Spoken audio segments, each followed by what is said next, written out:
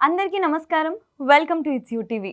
ప్రస్తుతం మనతో పాటు ఉన్నారు ప్రముఖ జ్యోతిష వాస్తు పండితులు, ప్రత్యంగిర దశమహావిద్య ఉపాసకులు డాక్టర్ గుండపూడి శివసుధీర్ శర్మ గారు.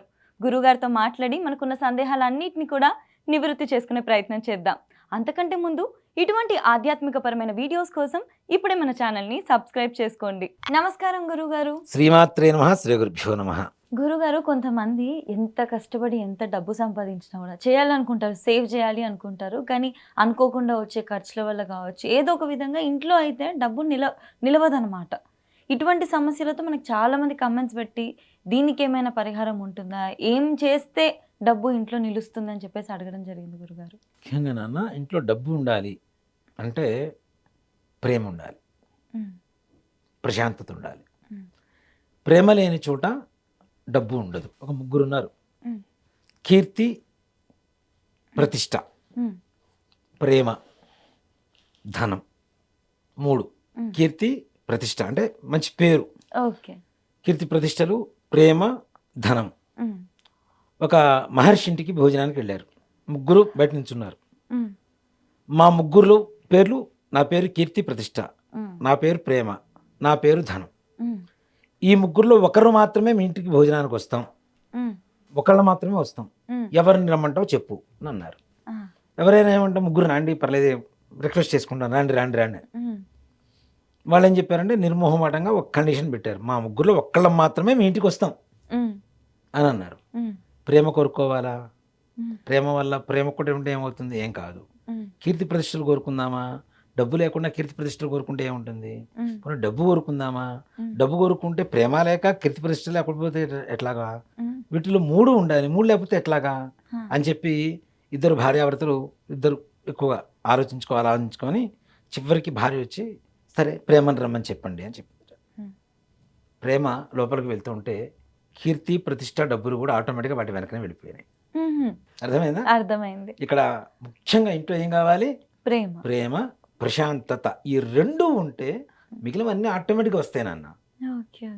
ఈ రెండు ఉండాలంటే భార్యాభర్తల మధ్య గొడవలు ఉండకూడదు. అవునా? ఎన్ని సమస్యలున్నా పూర్వకాలంలో సర్దుకొని కాపురం చేసినటువంటి వ్యక్తులే ఉన్నారు నాన్న. నిజంగా ఆదర్శవంతులు చాలా మంది ఉన్నారు మనకి. ముఖ్యంగా మన తల్లిదండ్రులు అనుకుందాం, వాళ్ళేం బాధపడలేదా?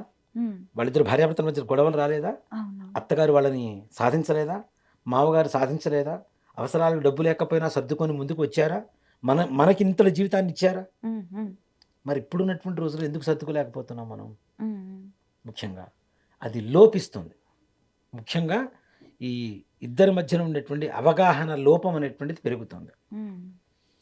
ఏ ఇంట్లో అయితే భార్యాభర్తలు గొడవలు పడతారో, ఏ ఇంట్లో అయితే పిల్లల్ని చీటికి మాటికి కొట్టుతూ తిడుతూ ఉంటారో, ఏ ఇంట్లో అయితే ఇంటి పెద్దలు బాధపడేటువంటి పరిస్థితుల్లో ఉంటారో, ఆ ఇంట్లో ధనం ఉండదు కాక ఉండదు, లక్ష్మీదేవి ఇంట్లో నివాసం చెయ్యదు కాక చెయ్యదు. అలాగే ఇంటి పరిశుభ్రత లేని చోట కూడా లక్ష్మీదేవి ఉండదు. ఇందా కూడా మనం చెప్పుకున్నాం, శుచేయి నమః అని చెప్పి అమ్మవారు లక్ష్మీనామాలో ఒక నామం ఉంటుందని. ఎక్కడైతే పరిశుభ్రత ఉండదో అక్కడ లక్ష్మీదేవి ఉండదు. ఇప్పుడు కొంతమంది ఇల్లు చూస్తుంటాం, ప్రతి కార్నర్లో చెత్తేస్తుంటారు. ప్రతి కార్నర్లో చెత్తే. వాటర్ బాటిల్స్ తాగుతారు నాన్న, అదేదో పెద్ద బంగారం అన్నట్టు దాచిపెట్టుకుంటుంటారు. యూజన్తో బాటిల్స్ ఉంటాయి, వాటర్ బాటిల్స్ ఉంటాయి కదా, అవి కూడా దాచిపెట్టుకుంటుంటారు. కవర్లు ఉంటాయి. ఒక్కో ఇంట్లో ఎన్నెన్ని కవర్లు ఉంటాయంటే, ఆ పనికిరాని కవర్లు ఏది తీసుకొచ్చారో కవర్ తీసుకొచ్చి డబ్బాలో పెడతారు. అవునా? న్యూస్ పేపర్లు అమ్మితే ఎంత డబ్బులు వస్తాయి నాన్న? అవునా? అది నిజంగా ఇంట్లో పనిచేసే వాళ్ళకి ఏమన్నా వాళ్ళు అమ్ముకుంటారు, 4 రూపాయలు తెచ్చుకుంటారు, హాయిగా సంతోషంగా ఉంటారు. అవి దాచిపెడుతూ ఉంటారు.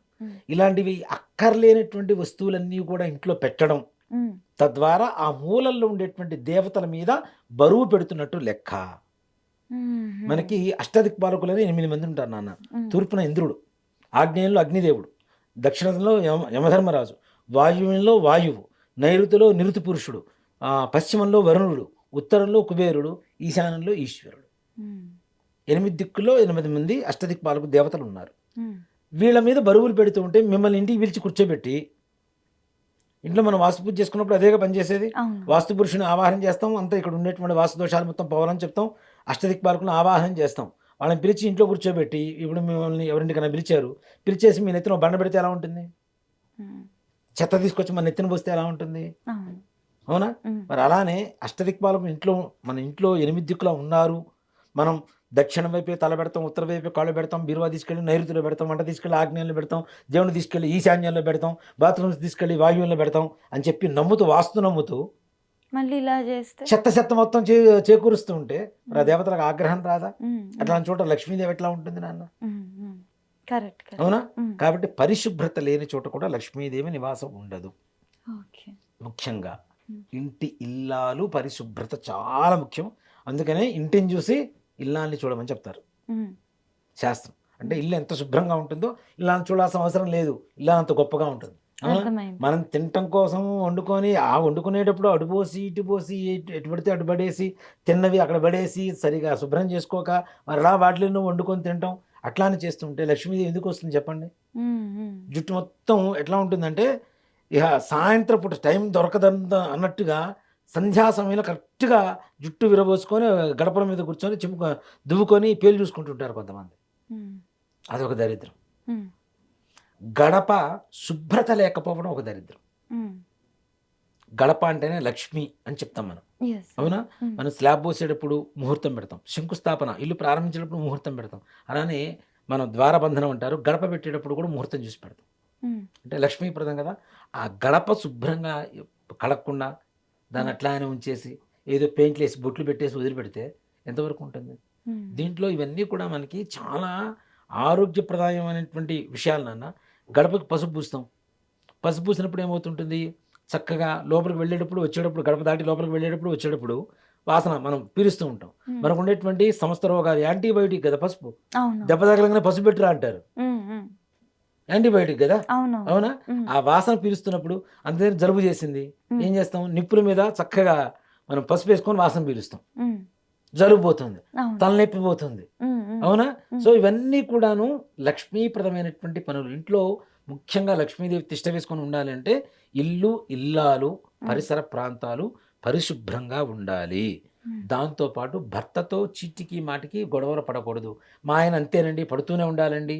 నీకు ఒక వరంలాగా నువ్వేదో కోరుకుంటున్నావు తప్పితే ఆయన తప్పు చేశాడు. ఇక్కడ ఇంకోటి కూడా చెప్తానన్న, ప్రతి వ్యక్తికి చెప్పే లక్షణం ఒకటి ఉంటుంది. హ్మ్. ప్రేమగా చెప్తే ఎవరైనా వింటారు. హ్మ్. ఏయ్! వింటావా? వినవా? నా మాట వినాల్సిందే అంటే ఎవ్వరు వినరు. అవును. ఇగో ప్రాబ్లమ్. హ్మ్. ఇప్పుడున్న రోజుల్లో మరీ ఎక్కువుంది. హ్మ్. భార్య చెబితే నేనెందుకు వినాలి? భర్త చెబితే నేనెందుకు వినాలి? ఇద్దరు హ్మ్. సమానమే గదా! ఇద్దరి జీతం ఒకటే గదా! నాకు డబుల్ బెడ్‌రూమ్ ఫ్లాట్ ఉంది, నీకు డబుల్ బెడ్‌రూమ్ ఫ్లాట్ ఉంది. నీ దగ్గర మామూలు ఫోన్ ఉంది, నా దగ్గర ఐఫోన్ ఉంది అంటున్నాను. హ్మ్. హ్మ్. అవునా? హ్మ్. ఇగో ప్రాబ్లమ్స్ వస్తున్నాయి. చెప్పే విధానం మార్చుకోండి. హ్మ్. ఇలాంటి వాటి వల్ల ఎక్కడైతే భార్యాభర్తలు గొడవ పడుతూ ఉంటారో అక్కడ తప్పనిసరిగా లక్ష్మీదేవి ఉండదు గాక ఉండదు. మనకి వరలక్ష్మి వ్రతం శుక్రవారం ఇప్పుడు శ్రావణ మాసం రాబోతుంది. హ్మ్. దానికి సంబంధించింది ఒకటి చెప్తాను మీకు. వరలక్ష్మి వ్రతంలో కథ చెప్తుంటారు. హ్మ్. ఏమని? చారుమతి అనేటువంటి ఒక ముత్తైదువ ఉంటుంది. హ్మ్. ఆ ముత్తైదువుకి అమ్మవారు కల్లో కనపడుతుంది లక్ష్మీదేవి. హ్మ్. అమ్మా నేను లక్ష్మీదేవిని, శ్రావణ మాసంలో పౌర్ణమి ముందుగా వచ్చేటువంటి శుక్రవారం రోజు నన్ను పూజ చేసుకోండి, మీకు అంతా ఐశ్వర్యాన్ని ఇస్తాను అని చెప్తుంది. అవును. ఈవిడేం చేస్తుంది? ఒక 10 మందికి చెబుతుంది. ఊళ్ళో ఉన్న వాళ్ళందరితో అందరూ కలిసి వ్రతం చేసుకుంటారు. బంగారు రథాలు, బంగారు గోడలతో కూడుకున్నటువంటి ఇల్లువన్నీ కూడా వచ్చేస్తుంటాయి. హ్మ్. అవునా? అవును. ఇక్కడ మనకి అమ్మవారికి పూజ చేయడం ద్వారా డబ్బులొచ్చినయ్యా హ్మ్. అనే ఒక సమస్య తీసుకుంటే, హ్మ్. అమ్మవారు పూజ చేస్తే వచ్చింది వాళ్ళందరికీ, కాదని హ్మ్. చెప్పను. కానీ చారుమతి అనేటువంటి ఆవిడని ఎందుకు వెతుక్కుంది అమ్మవారు? హ్మ్. మిగిలిన వాళ్ళ కళలోకి రావచ్చు గదా! అవును. వచ్చి చెప్పొచ్చు గదా! హ్మ్. ఎందుకంటే ఆ కథను ముందుగా చెప్తారు. హ్మ్. హ్మ్. చారుమతి అనేటువంటి ఒక బ్రాహ్మణ స్త్రీ ఉంది. హ్మ్. ఆ స్త్రీ భర్తతో ప్రేమగా, హ్మ్. మితంగా మాట్లాడుతూ, అత్తమామల్ని గౌరవిస్తూ, హ్మ్. పిల్లల్ని ప్రేమగా చూసుకుంటూ, ఇరుగు పొరుగు వారితో పోట్లాడకుండా, చిటికి మాటికి పోట్లాడకుండా, ప్రేమగా అందరితో కలిసిపోయేటువంటి స్త్రీ చారుమతి అనేటువంటి ఒక స్త్రీ ఉంది. అలాంటి స్త్రీ కలలోకి వచ్చింది అమ్మవారు అని చెప్తారు. హ్మ్. అలా ఉంటే లక్ష్మీదేవి వచ్చినట్టే కదా! అంతే. అవును. అటువంటి లక్షణాలతో మనం ఉంటే అప్పుడు ఉంటే అమ్మవారు అప్పుడు ఖచ్చితంగా వస్తారు. లక్ష్మీదేవి వస్తుంది మనకి. హ్మ్. హ్మ్. అంతేగాని ఇంట్లో మొగుడిని తిట్టేసి, లేదా మొగుడు పెళ్ళాన్ని తిట్టేసి, హ్మ్. పిల్లలు కూడా చీటి మాటకి తిడుతుంటారు నాన్న. హ్మ్. "నువ్వు చస్తే బాగుండు, నీకు తినం పెట్ట, నీకు తద్దినం పెట్ట" ఇట్లాంటి పిచ్చి పిచ్చి మాటలు మాట్లాడుతుంటారు. ఇప్పుడు కూడా తథాస్తు దేవతలు ఉంటారు మనకి. హ్మ్. వాళ్ళు తథాస్తు అనడమే వాళ్ళ పని. ఇంక రెండో పని లేదు. హ్మ్. హ్మ్. భూమి ప్రదక్షిణ చేస్తూ తథాస్తు అంటారు. తథాస్తు అంటే ఏంటి? అవుగాక. హ్మ్. హ్మ్. నువ్వు చస్తే బాగుండురా అన్నప్పుడు తథాస్తు అంటే హ్మ్. హ్మ్. కదా! అవును. అలాంటి ఏవైతే అశుభ లక్షణాలు కలిగినటువంటి అమంగళకరమైనటువంటి మాటలు మాట్లాడటం, అమంగళకరమైనటువంటి అలవాట్లు ఉండటం, ఇల్లు శుభ్రంగా లేకపోవడం, అమంగళకరంగా ఉండడం, అట్లాంటి చోట లక్ష్మీదేవి ఉండదు. కాబట్టి ఇల్లు, మన ఒళ్ళు, మన మనస్సు, మన పిల్లలు, మన పరిసర ప్రాంతాలు ఎక్కడైతే పరిశుభ్రంగా ఉంటాయో అక్కడ లక్ష్మీదేవి తిష్ట వేసుకొని కూర్చుంటుంది. ఇంటి మూలలు కూడా పరిశుభ్రంగా ఉంచండి తప్పనిసరిగా. ఏ వస్తువులు ఎక్కడ ఉండాలో అలా ఉండాలి, ఎంతవరకు శుభ్రతగా ఉండాలో అంతవరకు శుభ్రతగా ఉండాలి. అలా అని చెప్పి మరీ రోజు పొద్దునే లేచినప్పటి నుంచి రాత్రి పడుకునేంత వరకు మొత్తం కడుగుతూ కూర్చోమని కాదు. అలా కడుగుతూ పోయినా కడుగుతూనే పోతుంది. అతి సర్వత్ర వర్జేయతు, అతిగా కూడా చేయకూడదు. ఎంతవరకు పరిశుభ్రత అవసరమో అంతవరకే అవసరం. కానీ ఇప్పుడు వెండి గ్లాస్ ఉంది నాన్న, ఉంది కదా తవ్వుతూనే ఉంటే అది కూడా కరిగిపోతుంటుంది. అది తెల్లగా వచ్చిందా, ఓకే బాగుంది, అంతేగాని తవ్వుతూనే ఉంటే అది కూడా కరిగిపోతుంటుంది కదా.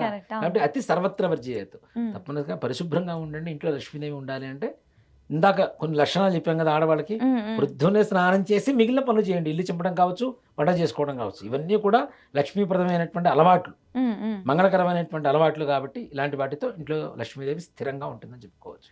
గురుగారు, కొన్ని రోజులలో శుక్రవారం రోజు ఇంటికి వస్తువు తెచ్చుకోకూడదు, లేదా ఈ వస్తువు తెచ్చుకుంటే ఇంటికి లక్ష్మీప్రదం అని అంటారు కదా, అలాంటివి ఏమైనా ఉంటాయా నిజంగా? ముఖ్యంగా చీపురు తెచ్చుకోకూడదు నాన్న. శుక్రవారం, మంగళవారం కూడా చీపుర్లు తెచ్చుకోకూడదు. అలాగే ఉప్పును తెచ్చుకోకూడదు. ఉప్పు కొనుక్కొచ్చుకోకూడదు. శుక్రవారం కానీ మంగళవారం కానీ కొనుక్కొచ్చుకోకూడదు ఉప్పుని. అలాగే సున్నం కొనుక్కొచ్చుకోకూడదు. ఇప్పుడు లేవనుకోండి సున్నాలు. ఒకప్పుడు అంటే సున్నమే ఉండేది. తప్పనిసరిగా తమలపాకులు ప్రతి ఒక్కళ్ళు తాంబూలం స్వీకరించేవాళ్ళు, భోజనం చేయగానే సున్నం కొనుక్కొచ్చుకునేవాళ్ళు. అలాగే ఇంటి గోడలు కొట్టేది కూడా సున్నం కొట్టేవాళ్ళు. అవునా? ఇప్పుడు కొట్టే పెయింట్ల వల్ల రోగాలు వస్తున్నాయి. అప్పట్లో సున్నం కొడితే ఉన్న రోగాలు పోయేవి. సున్నం కొడితే సూక్ష్మక్రిములు ఉండవు నాన్న, చనిపోతాయి. ఆ ఘాటు కూడా ఆ సున్నం వేసిన ఇంట్లోకి వెళ్ళిపోగానే ఒక రకమైనటువంటి ఒక ఘాటు వస్తుంటుంది. ఆ ఘాటుకే లోపల ఉన్నటువంటి సూక్ష్మక్రిములు మొత్తం చనిపోతాయి. దానివల్ల సున్నం ఏమని చెప్తున్నారు. ఇప్పుడు అవన్నీ పోయినాయి కదా, మొత్తం పెయింట్లే కదా, రకరకాల పెయింట్లు వస్తున్నాయి కదా, వాటర్ పెయింట్స్ అని అవన్నీ ఇవన్నీ. అవునా? సో కాబట్టి సున్నం తెచ్చుకోవడం కూడా మంగళవారం, శుక్రవారం తెచ్చుకోకూడదు ఈ వస్తువులు ముఖ్యంగా. అట్లానే ఆవకాయ పచ్చడి పెట్టుకోవడానికి ఇట్లాంటివి కొన్ని పచ్చడి పెట్టుకోవడానికి సామాగ్రి తెచ్చుకుంటారు చూసారా, నూనెలు, ఇట్లాంటివి కూడా శుక్రవారం రోజున తెచ్చుకోకూడదు. ఇంట్లోంచి బయటికి కూడా పంపించకూడదు. ఇప్పుడు మనం చెప్పిన వస్తువులన్నీ కూడా కొత్తవి తెచ్చుకోవడం కావచ్చు, పాతవి బయటపడేయటం కావచ్చు, పొరపాటున చేయకూడదు. ఇంటికి బూజు దులపడం కూడా శుక్రవారం దులపకూడదు నాన్న. బూజు దులపడం మంగళవారం, శుక్రవారం ససేమరా దులపకూడదు. ఇప్పుడు ఇంకా కొంతమంది ఏం చేస్తుంటారంటే శుక్రవారం ఇల్లు చిమ్మిన తర్వాత కూడా ఆ డస్ట్ కూడా మూట కట్టేసి చిన్న కవర్లు పక్కన పెడతారు. అది కూడా లక్ష్మి అని. శుక్రవారం రోజున బయటపడేయరు, చెత్త కూడా పడేయరు. అందుకని ఇంట్లో శుక్రవారం రోజున సర్దొద్దు అని చెప్తుంటాం కదా. అక్కడ సింపుల్ రీజన్ నాన్న, పిల్లలు ఆడుకునేటువంటి సమయంలో డబ్బులు ఎవరు పడిపోతూ ఉంటాయి. శుక్రవారం రోజున డబ్బుని, పుస్తకాలు బయటపడేస్తాం. పుస్తకాలు ఎప్పుడో మర్చిపోయి 100 రూపాయల నోటు పెట్టాం, లక్ష్మీదేవి బయటపోతుందిగా. అర్థమైంది. అవునా? మూట, ఈ చిమ్మిన మూట ఉంటుంది, మొత్తం ఇల్లు మొత్తం చిమ్మింది, దాంట్లో 1 రూపాయి 2 రూపీస్ కాయిన్స్ ఉంటాయి. అది ఆ విధంగా కూడా లక్ష్మీదేవి బయటపోతుందిగా. అందుకని ఆ రోజున అవి కూడా బయటపడేరు. శుక్రవారం రోజున ఇంటికి తెచ్చుకోరు కొన్ని వస్తువులు, ఇలాంటి వస్తువులన్నీ కూడా. ఖచ్చితంగా గురుగారు, చాలా చక్కగా వివరించారు గురుగారు. ధన్యవాదాలు గురుగారు. శ్రీమాత్రే నమః. శ్రీ గురుభ్యో నమః.